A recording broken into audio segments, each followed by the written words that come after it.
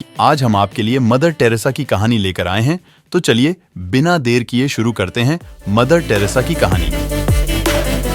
Agnes गोंगसा बोजाक्सिहू का जन्म 26 अगस्त 1910 को स्कोप्जे में हुआ था, जो उस समय ऑटोमन साम्राज्य का हिस्सा था और अब उत्तरी मैसेडोनिया की राजधानी है। वह अल्बानियाई मूल के एक कट्टर कैथोलिक निकोले और ड्राना फाइल बोजाक्सिहू से पैदा हुई 3 संतानों में सबसे छोटी थीं।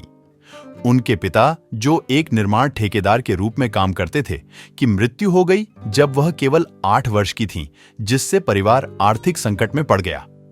अपने संघर्षों के बावजूद एग्नेस की मां ने उनमें उन कम भाग्यशाली लोगों के प्रति विश्वास और करुणा की गहरी भावना पैदा की।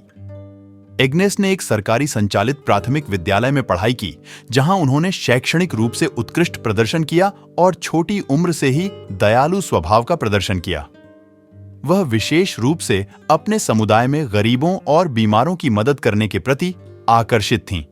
अक्सर अपनी मां के साथ उनसे मिलने जाती थीं और भोजन और कपड़े वितरित करती थीं।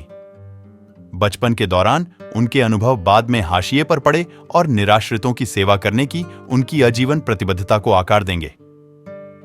18 साल की उम्र में एग्नेस ने भारत में मिशन के साथ ननों के एक आयरिश समुदाय सिस्टर्स ऑफ लोरेटो में शामिल होने के लिए घर छोड़ दिया।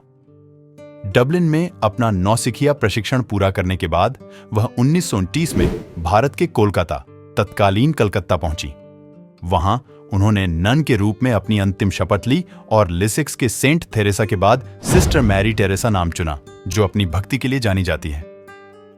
प्रेम के छोटे छोटे कार्यों के माध्यम से दूसरों की सेवा करना।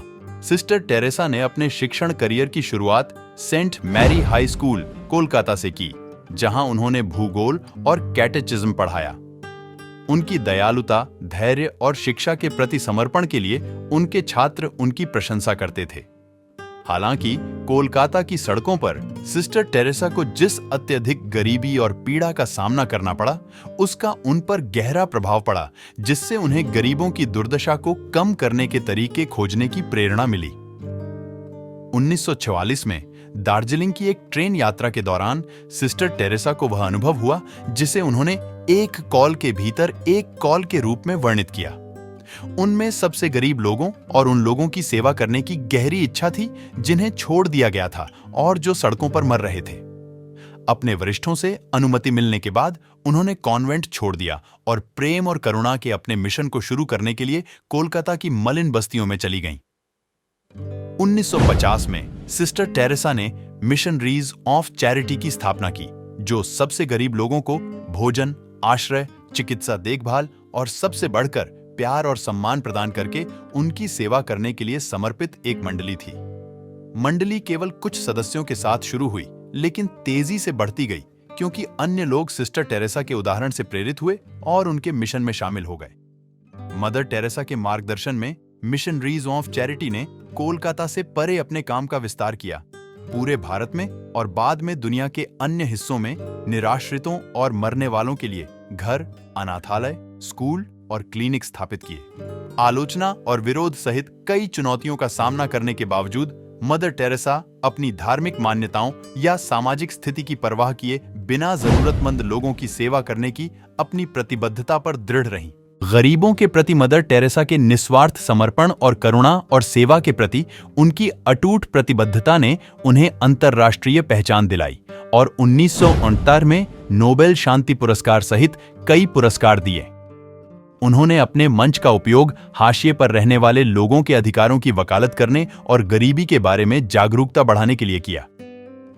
भूख और बीमारी सभी पृष्ठभूमि के लोगों को प्रेम और दयालुता के उनके मिशन में शामिल होने के लिए प्रेरित कर रही है। मदर टेरेसा ने 5 सितंबर 1997 को 87 वर्ष की आयु में अपनी मृत्यु तक अथक रूप से अपना काम जारी रखा। बाद के वर्षों में उनके गिरते स्वास्थ्य के बावजूद वह मिशनरीज ऑफ चैरिटी की गतिविधियों में सक्रिय रूप से शामिल रहीं और उन्हें आध्यात्मिक मार्गदर्शन और प्रेरणा प्रदान करती रहीं। साथी बहनें और स्वयंसेवक, उनकी विरासत उन हजारों जिंदगियों के माध्यम से जीवित है जिन्हें उन्होंने अपने प्यार और करुणा से छुआ और बदला। 2016 में उनकी असाधारण पवित्रता और दुनिया पर उनके गहरे प्रभाव को देखते हुए उन्हें कैथोलिक चर्च द्वारा कलकत्ता की सेंट टेरेसा के रूप में संत घोषित किया गया था। यह विस्तृत जीवनी मदर टेरेसा के जीवन का व्यापक अवलोकन प्रस्तुत करती है, स्कोप्जे में उनकी विनम्र शुरुआत से लेकर गरीबों और पीड़ितों के लिए आशा और प्रेम की किरण के रूप में उनकी उल्लेखनीय विरासत तक। मदर टेरेसा की कहानी आपको कैसे लगा? कमेंट शेयर करके जरूर बताइए और चैनल में नया है तो सब्सक्राइब कर दीजिए पहले वीडियो पाने के लिए।